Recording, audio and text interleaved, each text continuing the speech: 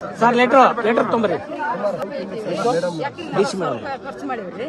ಈಗ ಅದೇನು ಬರೋದಿಲ್ರಿ, ಅಲ್ಲ ಮೆಸ್ಸಿಗೆ ಹಚ್ಚಿದ್ರಿ. ಒಟ್ಟು ಎಷ್ಟು ಸಾಲ ನಿಮ್ದು? ಒಟ್ಟು ಅಲ್ಲಿ ಬ್ಯಾಂಕ್ನಾಗ ಒಂದು 3,000 ಐತ್ರಿ, ಸೊಸೈಟಿಯಾಗ ಐತ್ರಿ. ಎಲ್ಲ ನೀವು ಮಣ್ಣು ಮಾಡಿ ಇಲ್ಲಮ್ಮ ಇಲ್ಲಮ್ಮ ಇಲ್ಲಿ ಕೇಳಿ ಇಲ್ಲಿ ಕೇಳಿ ಸ್ವಲ್ಪ 2 ಎಕರೆ ಇಲ್ಲಮ್ಮ 2 ಎಕರೆಗೆ 40,000 ಅಮ್ಮ ಈ ಬಾರಿ ಎಲ್ಲರೂ ತೊಂದರೆ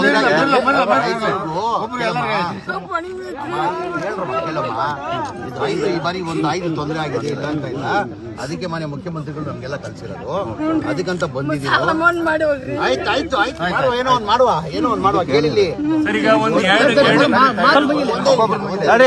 ಸ್ವಲ್ಪ.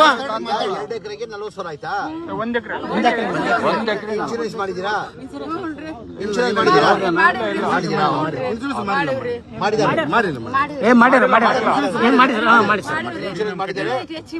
ಇನ್ಶೂರೆನ್ಸ್ ಮಾಡಿದ್ದಾರೆ. ಇನ್ಶೂರೆನ್ಸ್ ದುಡ್ಡು ಬರ್ತದೆ ನಿಮ್ಗೆ. ಈ ಬಾರಿ ರೈತರಿಗೆ ನಷ್ಟ ಆಗಿರೋದು ನಿಜ ಎಲ್ಲ, ಇಡೀ ಮನೆ ಎಲ್ಲ. ಆಮೇಲೆ ನಾವು ಮಾನ್ಯ ಮುಖ್ಯಮಂತ್ರಿಯಿಂದನೂ ಆ ಪರಿಹಾರ ಕೊಡಿಸ್ಬೇಕಂತ ಮಾಡ್ತಾ ಇದೀವಿ. ಆಮೇಲೆ ರೈತರಿಗೆ ಬಹಳ ನೋಟಿಸ್ ಬರ್ತಾ ಇದೆ, ಎಲ್ಲ ಗಮನಕ್ಕೆ ತಂದಿದ್ದಾರೆ.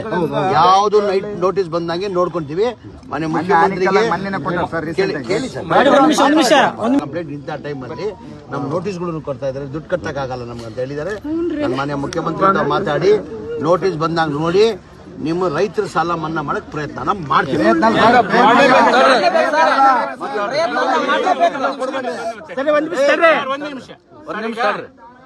ನೀವು ಬರಗಾಲ